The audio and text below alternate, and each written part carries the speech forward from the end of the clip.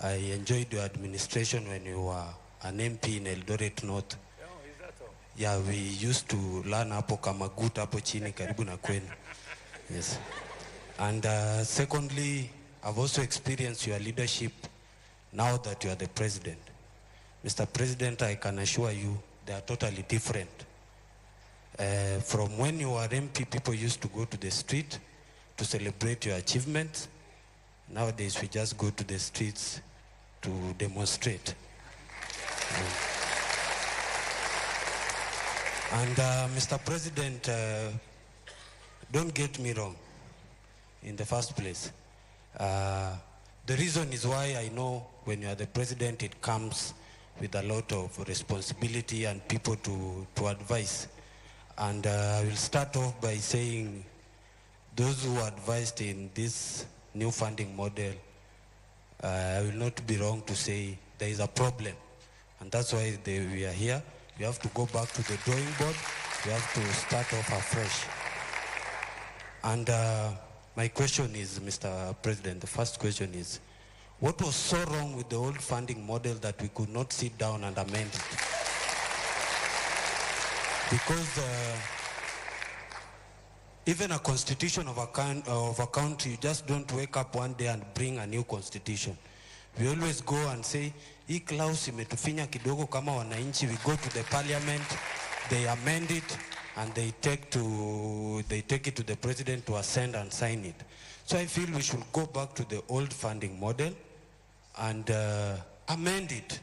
Because, Mr. President, we don't lack stakeholders, we don't lack resources. These people sitting here, watu wanafanya law, nursing, medicine, there are brains here which can sit down in those panels and say, where did we go wrong? First, I want to acknowledge that the new funding model has got good ideas, very brilliant ideas, but the implementation is very wrong, and it's not pleasing based on the fact that there are also challenges from the HELB. You know, when comrades sit in the same room with the HELB guys, it's a miracle. But we are very happy to sit down with them and discuss in your presence. Mr. President, I want to also talk about, I come from KEMU, which is a private university. And my question there is you have spoken, I've understood what you have said in regards to scholarship and the loans. Comrades, kama SG ndio mtu wa mkono. I have my president here, Masai Chebet. Comrades come to you and tell you, Kisero, we have been placed in this band, and people are really suffering, Mr. President. And my question is, why then do COOPs have to place them in private university if they can't be sustained the same way as those in public university? And in that regard, Mr. President, I acknowledge that you have said the government, kidogo too, this is my chance with the Mr. President. You have acknowledged that the government said it has debts, and my university is one that is in the same category. Tunadai the government. They have been so lenient enough to allow students to learn with the limited resources they have. Tunaomba tu hata kidogo ndio university iendelee kufanya kazi, because we need to learn, those who we are there in KEMU. Then, Mr. President, recently you were awarded a beautiful degree at Baraton University, if I'm not wrong. Honorary degree at Baraton University. And there was one picture that really took my attention. I know most of you saw the picture. There was a little girl called Naomi who was in the midst of graduates, and he was there admiring all the graduates, the beautiful gown.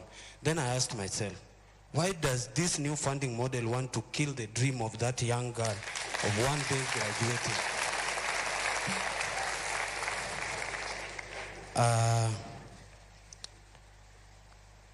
I want to say this, Mr. President. As the commander, I first started by saying I acknowledge your president as your presence as the 5th president and the commander-in-chief of our defense forces. And one of your roles in that regard is to act. Please act, Mr. President. We beg you. Please act. Then lastly, namalizia kabisa. Lastly, Mr. President, we don't have to go to the street when we can resolve this thing here today. Ama namna gani wangwana? Yes. Because we also don't like going to the streets when we can solve things at the table. We are ready to be part of the discussion. We are ready to listen. We are ready to work and ensure that we change this. But the bottom line remains, let's go to the old funding model, amend it to what you wanted to achieve with the new funding model. Thank you so much. God bless you. Okay. Which way? We are finished with here? Let's go here now. I think we are making one round. We started there.